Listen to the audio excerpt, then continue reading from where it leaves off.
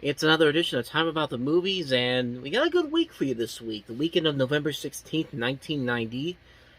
And there's a couple of noticeable movies here, and we're going to start off with the first movie, the big new release of the weekend. You know, I take it back. I take it back because honestly, when you really think about it, this movie was a hit at the box office in its first weekend, but it didn't really go on to do anything special afterward. Let's take a look at the movie, and I'll talk about it afterwards. And I don't know. I don't think this movie did as well as people might think it did. So let's take a look and see what the first movie is. Where are you going? We're gonna miss the plane! When the McAllister family left on their Christmas vacation, Did we miss the plane? No, you just made it. they forgot one small thing. I had a terrible feeling. Did you lock up? Yeah. Do we set the timers on the lights? What else could we be forgetting? Kevin! Home Alone.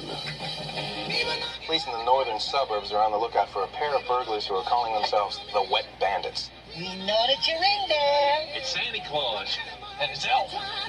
Get off my property.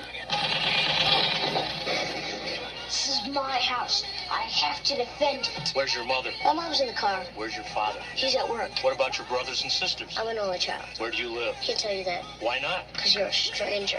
He's a kid. I mean, what can a kid do to us? Kids are stupid. I know I was. You still are, Marv. This is it. I don't care if I have to get out on your runway and hitchhike. I am going to get home to my son. Yes! Where are you, you little creep? I'm gonna kill that kid! Why'd you take your shoes off? Why are you dressed like a chicken? Gus Polinski, polka king of the Midwest. If you have to get to Chicago, we'll gladly drive you. Hey, guys. Yesterday, he was just a kid. But tonight, he's a home security system. You guys give up, or you're thirsty for more? From John Hughes, You know, I got a feeling this is going to be your best Christmas ever. a family comedy without the family. Home Alone. Are you here all alone? I'm 8 years old. You think I'd be here alone? I don't think so. Directed by Chris Columbus, coming November 16th. Of course, it was Home Alone. Home Alone came out this weekend on November 16th. And needless to say, it made a pretty penny at the box office. Not only did it become a hit the first weekend, but it was one of the biggest hits of all time, pretty much, because it was the biggest. It ended up becoming the biggest comedy of all time, surpassing Ghostbusters, and it wouldn't be surpassed again until Hangover Part 2 came out 21 years later. But not only that, the movie, which was intended solely as a Christmas movie, it played way past Christmas. I think it didn't get out of the top spot until February or March of '91. It was there for a long time, and people would just keep coming back to see it. It had like a Titanic vibe, where it was just like it kept being the number one movie for several weeks. No matter what new movie came out, no matter what was coming out, expanding out the theaters, it would always be at the top spot. And people would go to see it so many times that by the end of its run, I think it was in theaters, in many theaters until midsummer of '91. I mean, it was a big, big hit at the time. And of course, it also inspired a lot of the comedies that we would get in the '90s. It was a big success for John Hughes, probably the last really big success he had as a filmmaker, even though he would have successes afterwards. But this was his biggest success to date. And of course, this is Chris Columbus's first real big hit, and also launched the career of Macaulay Culkin. You can kind of say it launched the careers for several actors in here. I mean, in terms of successes, like Joe Pesci was a pre-established actor, but this is one of his biggest successes. So was Daniel Stern, John Hurt, Catherine O'Hara. So many names, so many people to talk about in this, and the movie still holds up to this very day. I mean, I don't think I really need to delve too much into Home Alone, largely because there really is not that much more to say that hasn't been said already. It's a classic movie for a number of reasons, and I still believe it's a movie that really honestly could have worked only back in the 90s, because, I mean, when you look at Alone basically is. It's a kid who's at home alone. There's no internet. The phones are mostly out until Christmas time, so there's no real way for the family to connect. There's no way to connect them through like the technology we have now. So it'd be really hard to make this movie nowadays. Even though they did try last year with Home Sweet Home Alone, which was I want to say it was okay, but I liked it. It was certainly better than anything after Home Alone 2. I mean, I know a lot of people hated it, but I liked it better than anything after Home Alone 2, because Home Alone 3 is a mess of a movie, and we don't talk about the 2 direct-to-video sequels, but yeah, like, Home Alone was really one of those lightning-in-a-bottle movies that really took off much better than I think anybody really expected it to. I think this was, it's interesting when you look back at the history of the making of this movie. This was originally a Warner Brothers movie, and actually started filming as a Warner Brothers movie, but they got out of it at the last minute. Fox came in and picked it up, and then the rest is history after that. I really don't have to go into it review-wise, because I think everybody has a pretty good idea of how they feel about this movie. Overall, it's a classic movie. It's a classic movie all around.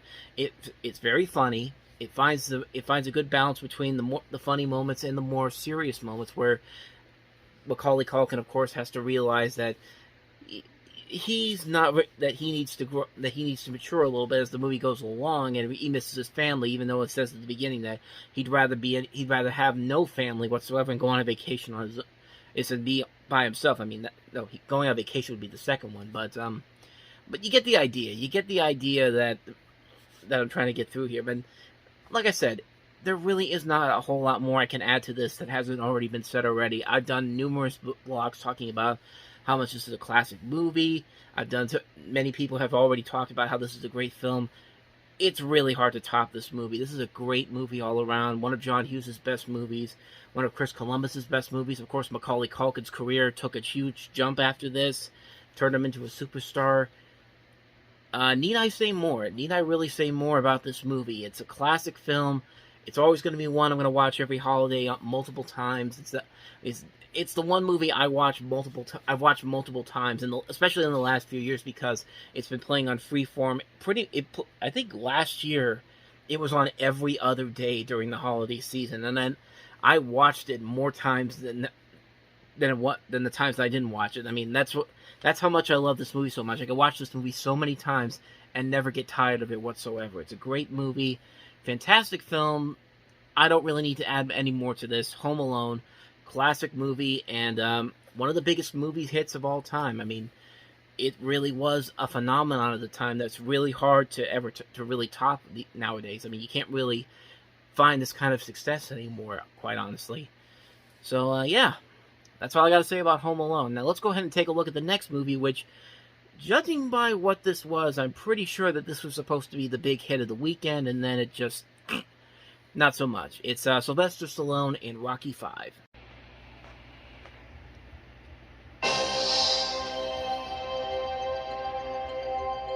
From 1,000,000 to 1 shot, he became a true champion of the world.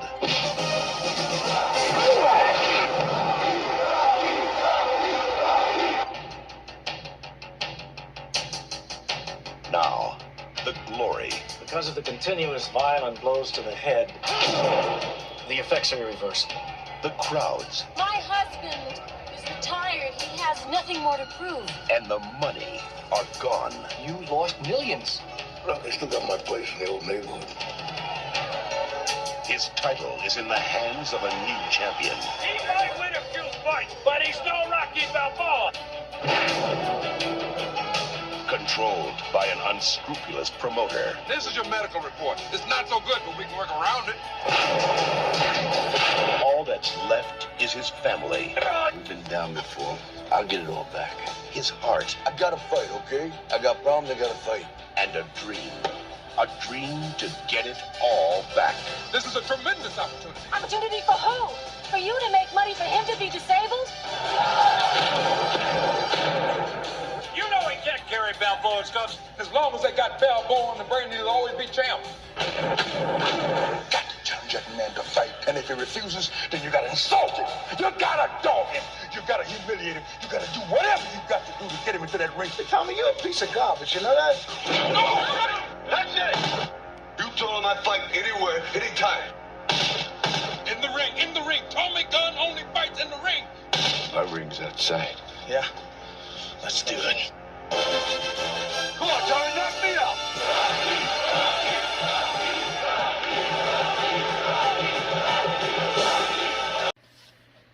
So yeah, who would have guessed that this movie was so bad that the previous movie with the talking robot and Rocky going to Russia to fight Dolph Lundgren would be the better movie out of this? Because wow, this was a major miscalculation. I mean, I got what Sylvester Stallone was trying to do. He was trying to take it back to the days of the original Rocky, but really, this movie just failed on so many levels that it just didn't really work out as well as I think they wanted it to. But when you have a movie where the main bad guy of the movie isn't really that threatening whatsoever, and most of it just takes place in the back alleys of Philadelphia, I mean, it just doesn't work. The movie just really is a cluster. It just doesn't make any sense. It has a lot of continuity errors to it. The medical inaccuracies in this movie really just don't work at all. I think that it's because I think Sylvester Stallone wanted to have a darker Rocky movie, and that's why he had the idea of and like you see it in the trailer where Rocky has like brain damage, kind of, but the movie doesn't really allow for that to do that. I think MGM wanted to make this a safe and marketable movie for reasons that are beyond me. And really, if you look at the Creed movies, especially the Creed movies, I think did a better job of going a little bit darker than the previous Rocky movies. Maybe not in full, but a lot of the ideas that I think Stallone wanted to put in Rocky V are definitely seen in movies like the Creed movies, or even something like Rocky Balboa in a way, which we'll get to that one when we get to that one when that comes out in 2006. But you get the idea. You get the idea that this movie really fell apart largely because of creative differences, a bad script, really bad characters, really bad continuity and medical errors, and it just didn't seem like there was really that much of a need this time around. Like in Rocky IV, it was silly, it was over the top, but at least it had a story you can get invested in. There's nothing here you can get invested in at all. It just feels like a parody of a Rocky movie, honestly, when you really look at it overall. So yeah, so the Rocky franchise came to an end for a brief period of time with this, and then they kind of reestablished it again with Rocky Balboa, but that was further down the road. And needless to say, this movie just ends the series on a really bad note. So that's Rocky V. Now let's go ahead and move on to a much better sequel that got thrashed by audiences.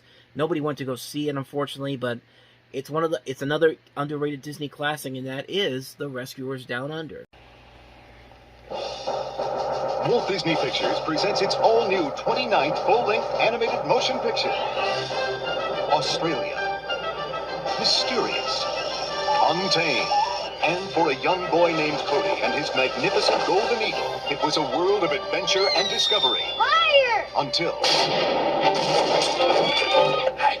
they met the villain McLeach. That bird's gonna make me rich. An evil trapper who threatens to separate them forever. It's time you learned how to fish for crocs. But though hope is running out, a message is on the way.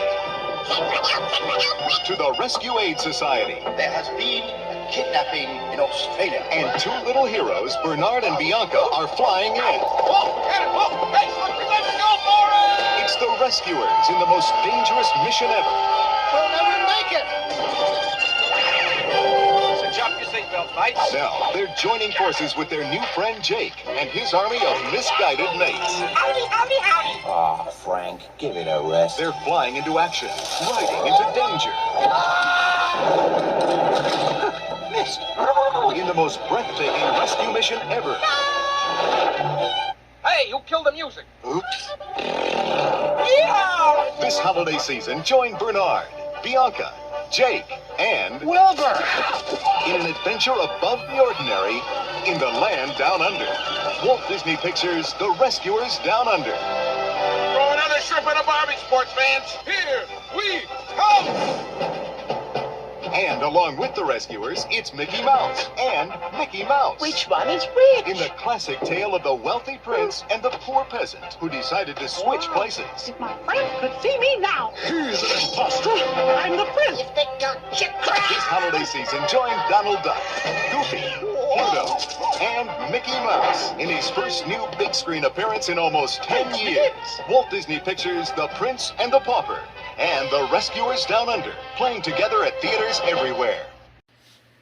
I mean, talk about a great double feature that is. You get a good Rescuers sequel, and before that, you get a really good Mickey Mouse short in The Prince and the Pauper, which they say it's 10 years since Mickey made his appearance on the big screen in a short film, but I mean, technically, Mickey's Christmas Carol did come out in '83, so really it was about 7 years, but I mean, they're close enough. 10 years, I mean, you round that up, it's pretty much 10 years, but yeah, Prince and the Pauper, I'll briefly talk about that one because that's a pretty good short. It's a pretty good retelling of the story of the Prince and the Pauper. Of course, you have Mickey Mouse and the Prince. They switch lives. The Prince goes on to live with the peasants, and Mickey the peasant gets to live his life as a prince. One of the guards, played by Pete, wants to kill the Prince and take over the kingdom, and pretty much the story of the Prince and the Pauper, pretty much. And like with Mickey's Christmas Carol, they do a pretty good job with it. They do a good job keeping the story short. It's only a 22-minute short, and it's a really good animated short. The animation in that is still incredible. It still holds up to this very day. It does a good job of keeping the pacing very, very well, despite the time period. It mixes the comedy and some little bits of drama in there, too, that are actually very good. The voice work is very well done. You got Wayne Allwine back as the voice of Mickey Mouse and the Prince. And he actually does a pretty good job in both roles. Like, I didn't think he could pull off a British kind of accent, but he does in this short playing the Prince, and he does a very good job with it. And it's an overall great short. I would have liked to see this double feature on a big screen, especially with this intermission segment that they had in here, which I thought was pretty interesting. I'll show you that right now. I have a brief announcement to make. Lights, please. Intermission. We will now pause for a brief 10-minute, 10-second intermission. Ample time to stretch your legs and arrive safely back in your seats with your Texas barbecue ribs, chocolate bunnies, and tiny little sugar-covered sticky gooey things. Come back here and erase this at once. What he means is we're going to have a 10-minute intermission followed by the Rescuers Down Under. Oh, boy. Bye. All I do is try to instill a little knowledge into fledgling boys. And what do I get in response to this outrage? Lights, please. Begin countdown.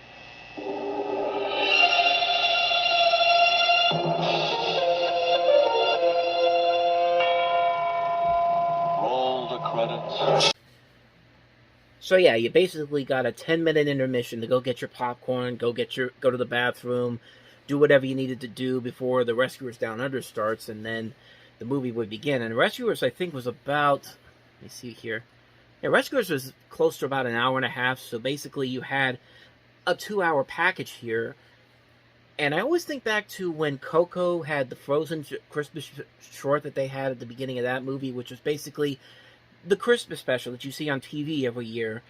And I think the reason why that didn't work out as well is because that Frozen short, you have the Frozen short, which is about a half hour, and then you have Coco, which is about a 2-hour movie. So you're sitting there for 2.5 hours. You don't get that little intermission in between like you do with this.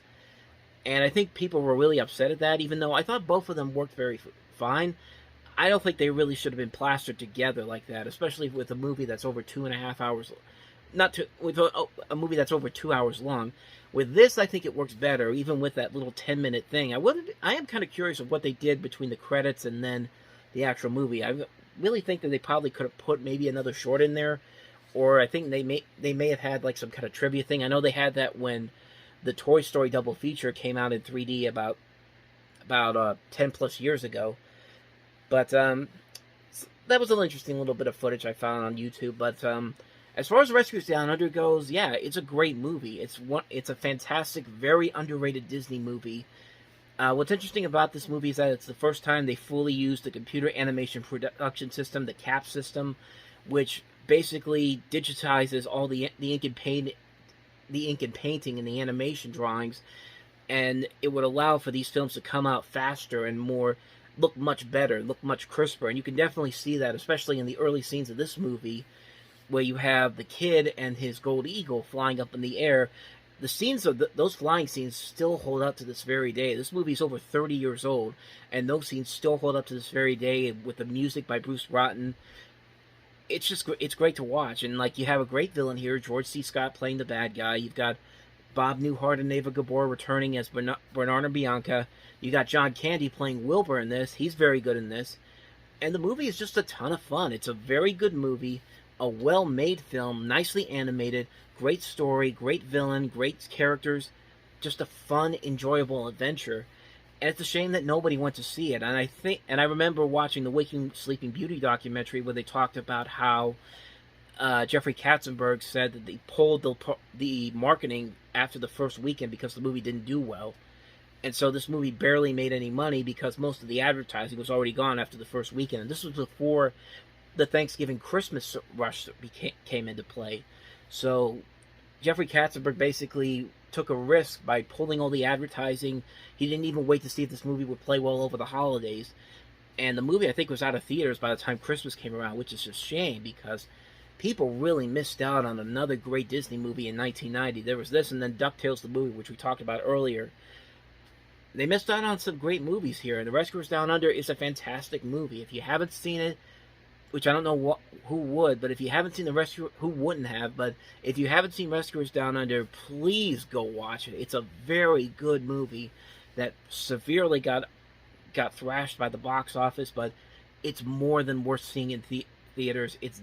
I'm getting confused here. It's more than worth seeing. You could definitely find it on the Disney Plus. Please seek it out. It's a fantastic movie. I can't recommend that movie enough. Rescuers Down Under. So, let's go ahead and move on to the last movie, which is the only one that I have no real recollection about. It's called Eating, though.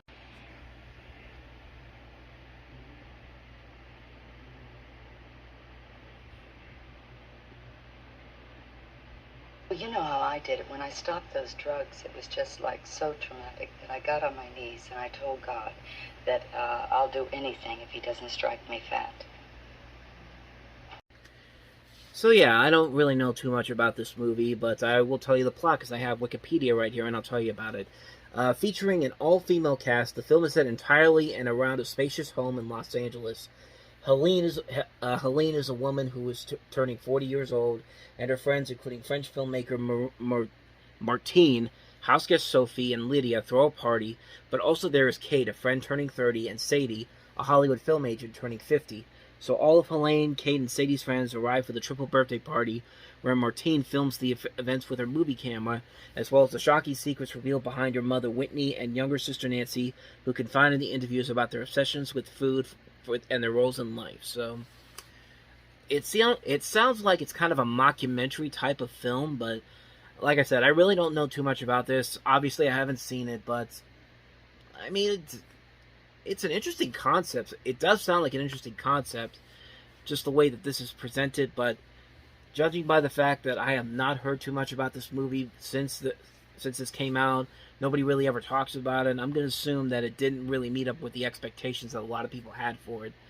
But, again, who knows? Maybe it has this cult following that I'm aware of, but no, as far as I know, there isn't. But that's just what I saw from this little trailer here. I know I showed a little bit there, but there's definitely more to it, and it is pretty much just everybody talking and eating and doing stuff and talking about life and all that kind of stuff.